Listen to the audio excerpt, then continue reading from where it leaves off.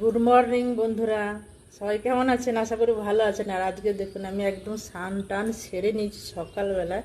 তার কারণ হচ্ছে প্রতিদিন দুটো করে আমার ড্রেস পাল্টাতে হয়। সকালবেলায় বাসি কাপড় একটা শাড়ি ছেড়ে আবার রান্না বান্না করি, করে আবার দুপুরবেলায় স্নান করে সেটা ধরুন কেচে দিই, তারপরে আবার আর একটা করি।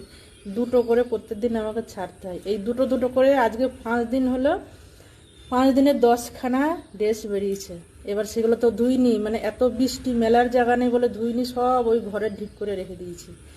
আজকে আবার ওই জন্য ভাবলাম একবারে স্নান টান করে একবারে একটাই পরবো, সারাদিন থেকে যাব। তো যার জন্য আজকে পুরো স্নান টান করে নিয়েছি জানেন।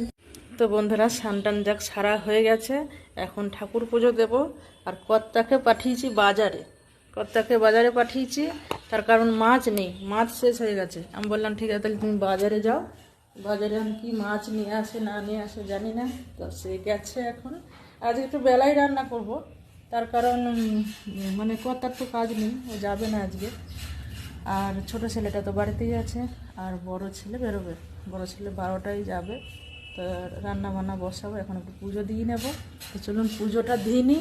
এই যে বন্ধুরা, আমার সিংহাসন, আমার শ্রীকৃষ্ণ, আমার ঠাকুর, আমার জীবন, আমার সব কিছু, এদেরকে একটুখানি পুজো দিয়ে নেব, তারপরে আমি রান্নার ব্যবস্থা করব। হরে কৃষ্ণ, কেমন আছো? এই যে আমার শ্রীকৃষ্ণ, আমার লক্ষ্মীনারায়ণ, আমার কৃষ্ণ সবই আছে বন্ধুরা। এখানেও আছে কিছু ঠাকুর, সবাই আছে আর কি। হরে কৃষ্ণ হরে কৃষ্ণ, কৃষ্ণ কৃষ্ণ হরে হরে। ঠাকুর সকলকে ভালো রাখো, সকলকে সুস্থ রাখো। আর আমি জানি না ঠাকুর তুমি আমাকে কেন এত ভালোবাসো।